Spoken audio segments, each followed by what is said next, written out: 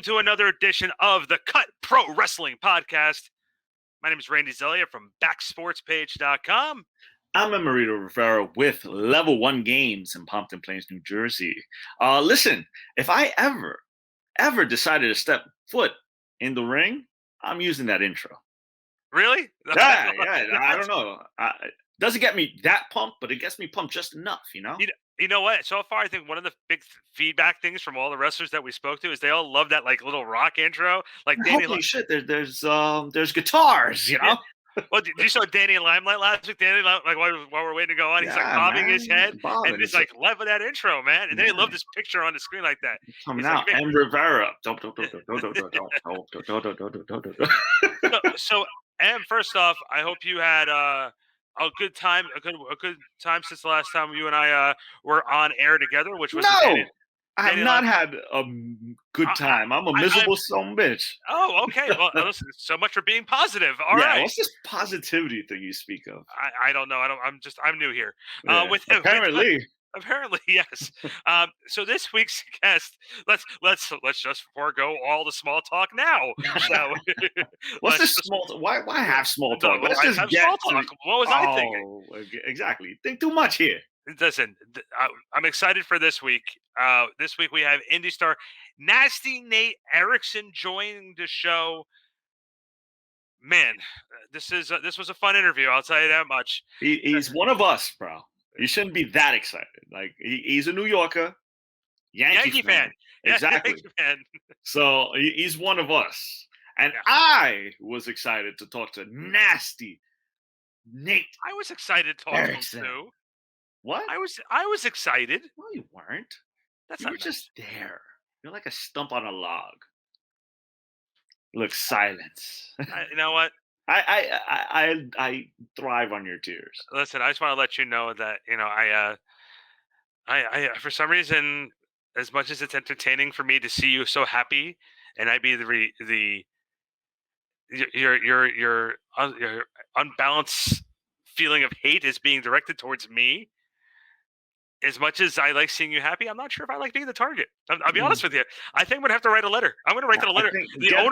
I'm writing a letter to the owner of this podcast. Get HR on the phone, and I'm sure they will side with me. Damn it. I'm angry, and I'm not going to take it anymore. Well, listen, enough banter. Let's get to this interview, man. Like I said, we had a lot of fun with this guy, so let's get to it.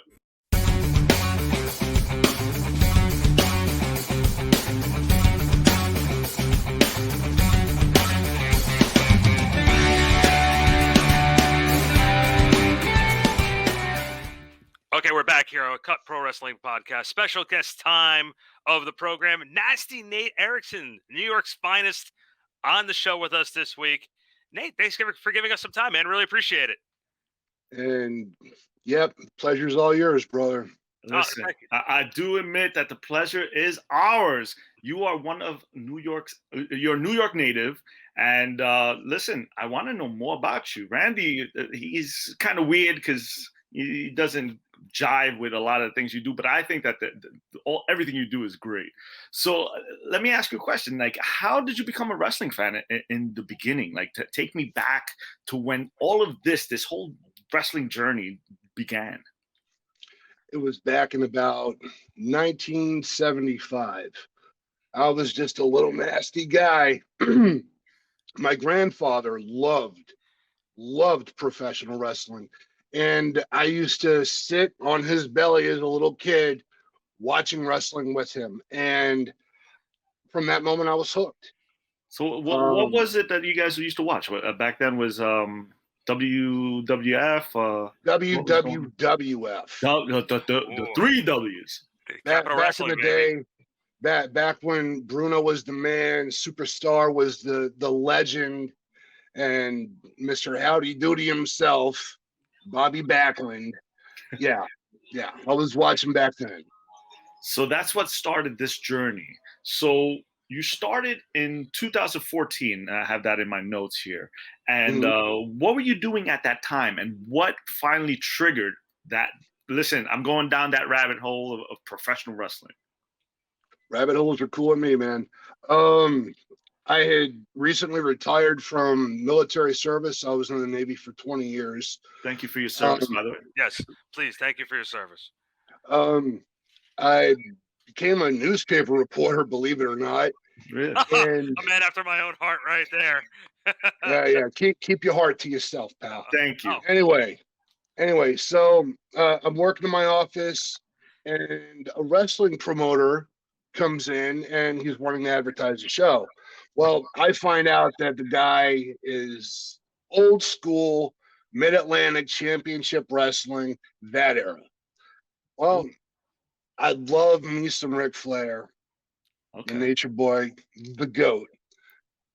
Blackjack Mulligan, all the old Mid-Atlantic stars, and we just start talking, and we're talking, talked for about 3 hours, nothing but wrestling. As he's getting ready to leave, I say to him, I'm like, hey, if you ever need any help, you need any, extra advertising, you want me to come up and help you set up the ring, let me know, I'm your guy. Right there on the spot, he asked me if I want to be a special guest referee. And I said, sure. Well, I was main event special guest referee my first time out. Could not believe it. Anyway, all the boys, they really liked my work. The promoter loved my work. So he had me back the next show. I'm setting up the ring. Guest refereeing again. Some of the guys are showing me a few moves, letting me, run a couple of spots, and I'm hooked. I am beyond hooked. This is where you spiraled down, didn't you? Depends on your outlook on these things. But the next show, I'm refereeing. I come back after the first match. Promoter says, this is the last night you're ever going to referee for me. And, I don't know much of anything. I'm like, did I do something wrong? Is there something I could do to fix this? He said, nope, from here on out, you will be talent. Oh, that is like the words you're dying to hear at that point, right? And I'm thinking to myself, I'm like, I have zero experience inside the ring as a wrestler. I've had zero schooling. What do you expect from me? He says to me, just go in there and be you, and everything else will fall into place. Okay. And here I am today. And that leads me into my next question. I'm gonna let Randy get some questions in. I always feel like I'm hogging him, but he's kind of bland sometimes with the whole vanilla stuff. I want to get to know you. So you were self-taught. You went in there right off the bat and just got in there and started whooping ass, right? Is that the wrong way of looking at it? Yeah, pretty much. My very first match was a tag team match. It was me and the promoter against some masked goofball and his dork manager. Anyway, they jumped me before the match. They shaved my head, and no, that ain't gonna cut it. So my tag team partner comes out. He saves me. Later on, we have a match, and I don't mind saying it, I got whooped. I got whooped pretty good. Right up until my partner jumped in, made the save. We go on to victory. Mm-hmm. Let me fast forward from there, because that tag team partner who stole my glory of my very first match is now a bitter rival who I hope and pray I see next month in Sugar Grove, North Carolina. In North Carolina. Listen, was that the guy who took your title? I heard some rumblings that someone stole a title from you. Is that guy? No, that's not him at all. Actually, the old decrepit fart who took my title. That is usually the case. His name is Miles Long. Uh-huh. Also known as James Clontz. Now, James is an old not ECW, forgive me, WCW wrestler. Mm-hmm. Way back in the early 90s. And then he went on to become Flaming youth or flaming old guy, whatever he is. Anyway, it was myself defending my United States championship in a triple threat match against flaming old guy and the masked redneck. Where did they come up with these guys? I have no idea. You know, it's North Carolina, it's Tennessee, it's that whole backwoods hillbilly garbage. Anyway, we're just coming out of COVID. Oh, this happened recently. Oh, very recently. This happened, was it back in May? Okay. And yeah, anyway, so I'm going out there, I'm wearing my mask, I'm socially distancing, I'm being smart. Yeah, being for respectful. Fans. Yeah. I'm being respectful to those who are paying their money to see me. Exactly. Good guy. You would not believe the people in this arena booing me. What? I'm trying to save their lives. I'm trying to impart my knowledge on them. Wearing my mask. Hey, no, don't touch me. No high fives. Whatever. They're booing me out of the building. Insane. So, yeah. And anyway, I'm taking the smart road. As soon as the bell rings, I'm going to let these two fools beat the hell out of each other. I'm just going to sit back, relax, watch the show for a little bit. Exactly. And when I'm ready, I'll come back into the ring. I'll pin both of them. 1, 2, 3, no problem. Well, guest commissioner decides that suddenly in a triple threat match, there are countouts. What? Since when? First time I've ever. Very good question. Apparently since May. No count out, or no, I could be counted out. I could be disqualified. Whoever heard of disqualifications at a triple? Never. The bias of this guest commissioner is irreprehensible. It is wrong. And since then, I have protested. I have refused to speak to anyone in the company. I have refused to perform for any fan anywhere until justice is served and I get my rematch. And I demand that happens soon. What federation or promotion was this? Wrestling All-Stars promotion, better known as WASP. Yeah, I've heard of them. Yeah, they work out of, you know, the hillbilly capital of North Carolina and Tennessee, and it angers me that I have to go down there to get back what should have never been taken from me in the first place. Wait, but if you got disqualified or counted out, how can they take the title from you? You can't lose the title on disqualification or countout. See, and that is the bias that I face whenever I am in that redneck hillbilly dump. I don't think they value the fact that they have this great, tall, handsome, smart, intelligent New Yorker, a person of class coming to them. Where is the appreciation? Like, you should be protesting this. Well, see, that's the part I really don't understand. One of my little catchphrases or slogans, for a better word, is hashtag unhateable.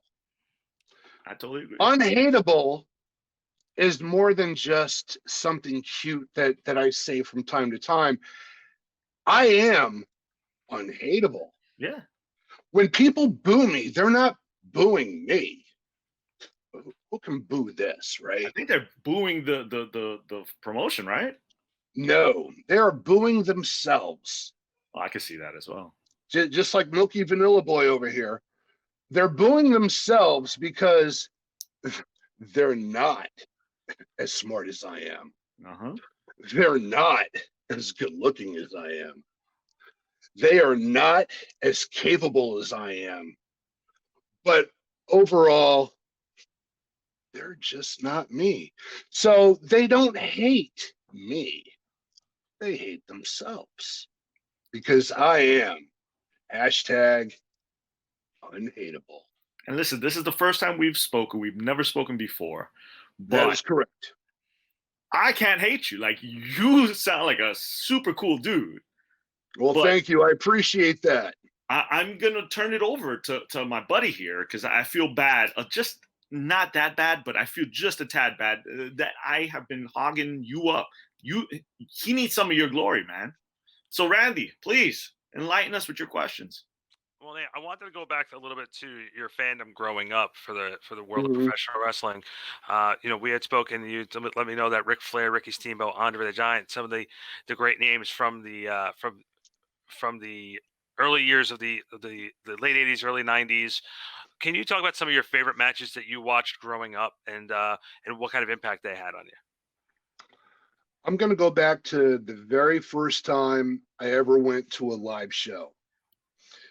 It was Thanksgiving, 1979, the Norfolk Scope Arena. The headline was Nature Boy Ric Flair versus Nature Boy Buddy Rogers. That match, little did I know way back then, that match would kind of pave the way for what Ric Flair would ultimately become. And I have traveled his story. I have watched since the early days all the way to his retirement with Shawn Michaels and beyond. Um, that's something I've never forgotten. Um, I was there in New Orleans at WrestleMania 30. Undertaker versus Brock Lesnar. The streak came to an end. Before the eruption of booze, you could hear a pin drop. Nobody, and I mean nobody, could have believed what we were witnessing. I myself, I thought of, okay, the referee is going to say, no, no, no, it was only two. Never happened. I'm getting goosebumps just thinking about it right now. Yeah, I thought we would die with Undertaker undefeated at WrestleMania. Honestly, I can tell you, right after that match, I went out to the concession area to get something to drink. There were people on their cell phones screaming, crying. There were people leaving WrestleMania 30 because they just couldn't. They couldn't cope. They couldn't deal with it. yeah. Some people said that it was a similar reaction when San Martino finally lost the When championship. San Martino lost Yeah. to Ivan Koloff, the night the Garden was silenced. Wow. Yeah, and correct me if I'm wrong too. Again, you growing up, being a big fan of Ric Flair, Ricky Steamboat, Andre the Giant. Was there anything that you saw from some of these great wrestlers that you were able to, put for you, take those little things and start putting it in the ring? Since you were sort of self-trained, that you were able to like, let me try this because I saw seeing them do that. Was there any ideas of trying to do something like that? Well, any professional wrestler who tells you that every move that they've ever came up with or ever used was their idea, they're full of crap. Um, Everyone takes a little bit from here, a little bit from there, and then they morph it into who they really are. And I like to think that while I may have taken a little bit from Ric Flair or a little bit from Steve Austin or a little bit from Hulk Hogan, it all becomes mine with my spin. See, one of the things I used to train. Unfortunately, I didn't make it as far as you, but I used to train in the ring, and when I was training, I tried to block out everything current. Is that something you aspire to, that you do in your time? Like, I just won't watch wrestling I want to be as original as possible, or do you still partake and take a little bit here, a little bit there, anything from the current stuff? I don't take a whole lot from the current stuff, mostly because a majority of the current stuff is high flying, high spots, high impact, moves off the top, dives through the ropes. That's not who I am. Um, I'm 6'4", 270 pounds of hard badass. Nice. My goal is to simply win and get paid. See, man, I like that. Man after my own heart. Now, you're a big dude, man, and you look tough as hell. But this is pro wrestling. We've seen injuries before. I'm sure you've dealt with them. How have you dealt with them, and how have you come back? Because some people have been debilitated from being injured in the ring. They get traumatized. They don't want to come back in. But I want to get your mindset. Like what goes through your mind? You come back from that injury and you go in there and you raise hell. Like I just want to get into your head. Well, this goes back to, as I said earlier, my time in the military. We don't quit. Nice. When the chips are down and you need to know who you really are as a person, it's gut check time. Mm-hmm. If you can't hack it, sorry about your luck. Get out of my way. I'm blowing through this. And every day you just put, one leg on at a time, one foot in front of the other, and you push and you push and you push. Please, go ahead. Nate, so can you tell us where you're going to be performing over the next couple weeks? Well, things are still opening up slowly. Come July 24th, I will be in Sugar Grove, North Carolina at the old Cove Creek Gym. We're putting on a show with the NAWA, which is also out of North Carolina. It's a co-promotion with them and Wrestling All-Stars promotion. So let me ask you a question, because I'm sitting here thinking, and like I said, you're a very interesting guy, man. I look at you, and I don't quite see myself. I see somebody a little above myself, but I kind of see that New York swagger. You have to have gotten into some crazy situations, whether it be with fans or traveling or even in the ring. Can you share some of those stories with us? Well, is this show PG 13? It's not 100% PG-13. So if you got a curse, listen, let them fly, man. I want to see the real you. Oh wow. Wow, a story. I'll give you a story. All right. This is while I was in the Navy. Okay. And I go to a wrestling event, and there's a meet and greet with military members beforehand, and I'm part of the meet and greet. I meet Mark Henry, the world's strongest man. Unhateable. Anyway, so I'm speaking to him. No thoughts of becoming a pro wrestler at this point. One of those pipe dreams. Oh, when I was a kid, I wanted to. Anyway, so I'm standing there with Mark Henry. I'm getting my picture taken with him, and I look at him, and I'm like, "Damn, dude, you're enormous." And he looked at me and he said, "You're as tall as I am. You're as wide as I am." I'm like, "Yeah, but I'm not as big as you are." He said, "You're no slouch yourself." And I listened to that and I thought, I wonder if I have what it takes.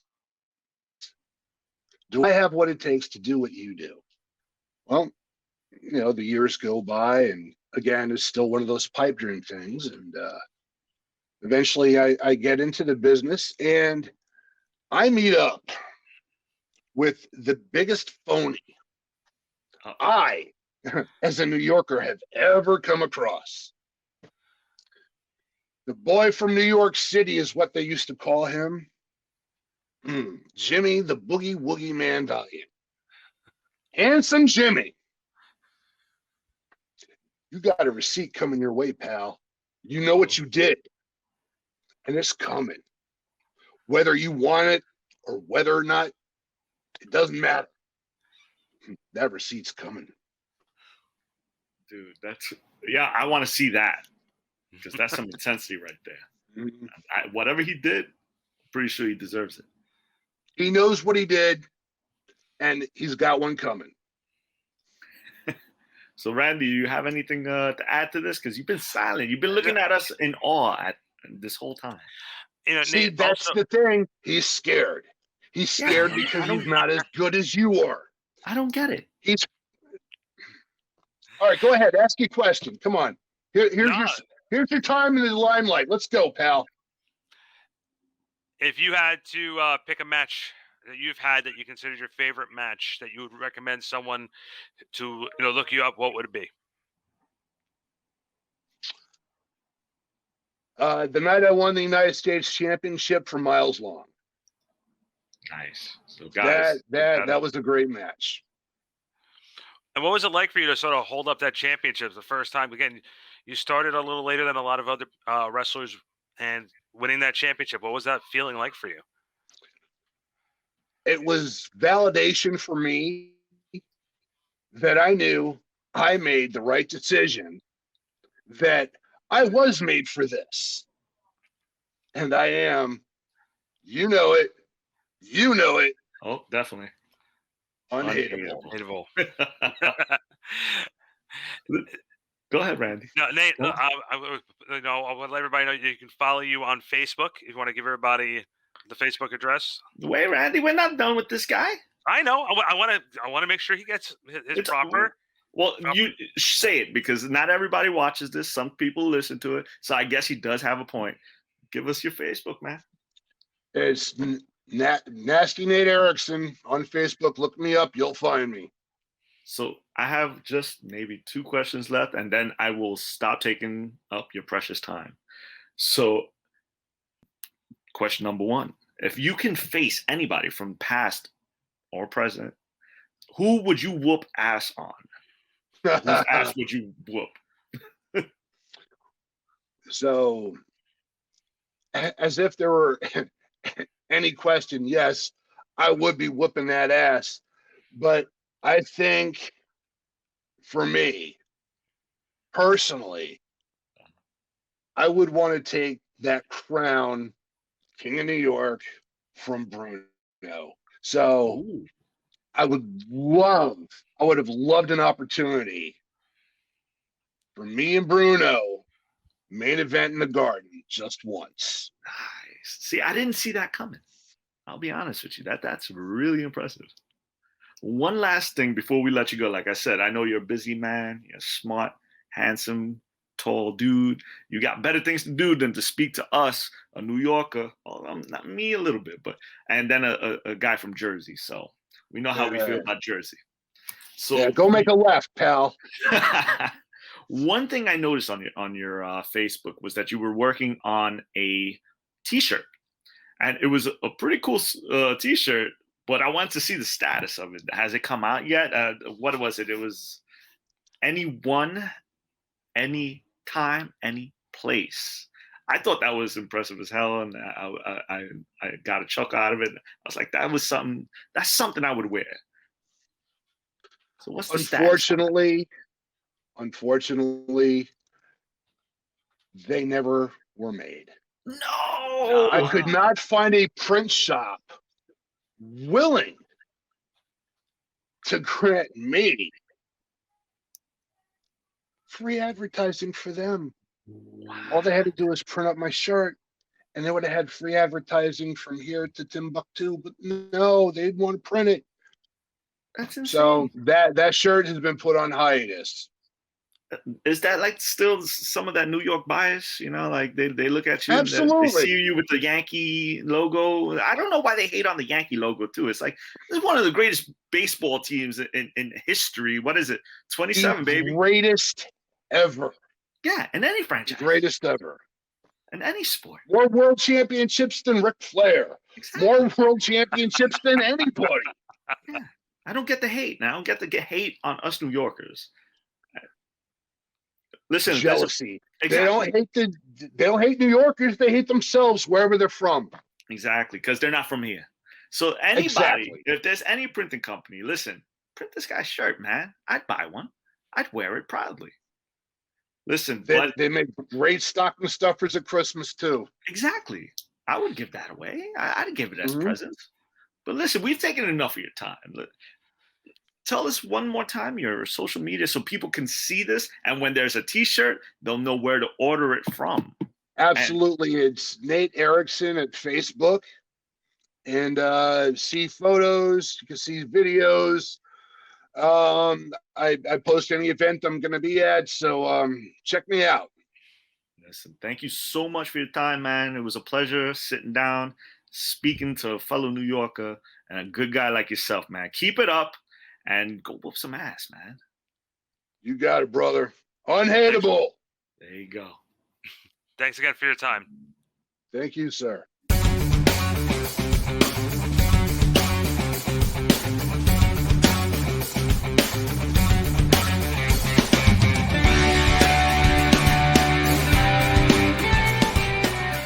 Okay, so we're back, and that was Nasty Nate Erickson, and apparently I angered him. I don't know what I did. You know what you did. You were just being you. Listen, that dude gained a fan in me today. So, Why? Because he was beating me up? well, I mean, anybody that beats you up. I understand. All right. Well, listen, we'd like to thank Andrew Fumi for making us look and sound as good as we do. Thank you, Andrew. We always appreciate it. And you can follow the Cut Pro Wrestling Podcast on social media at Instagram, the Cut PW Podcast, on Twitter, Cut Wrestling BSP, and on Facebook, the Cut Pro Wrestling Podcast. And we are located where all podcasts are found. Give us a like. Give us a 5-star review. Let us know that you like what we're doing. We're trying to have as much fun, not only just Em and I bantering with each other, but with not only talking with some of the great young stars and some of the veterans as well in this industry. And we're doing it all for you guys. So just let us know that you're out there. Give us a comment. Give us a review. Give us a like. And just let us know you enjoy what we're doing. And listen, before we go, I have to say that today I'm the one that sounds crappy. You sound amazing. I'm going to give you this one rare compliment because hold on, I'm gonna make myself. Can you say it again so I can get it on video? No, I'm done. Until next time, I'm Randy Zelia from BackSportsPage.com. I'm Marito Rivera from Pompton Plains, New Jersey, Level 1 Games. And we'll see you next time on the Cut Pro Wrestling Podcast.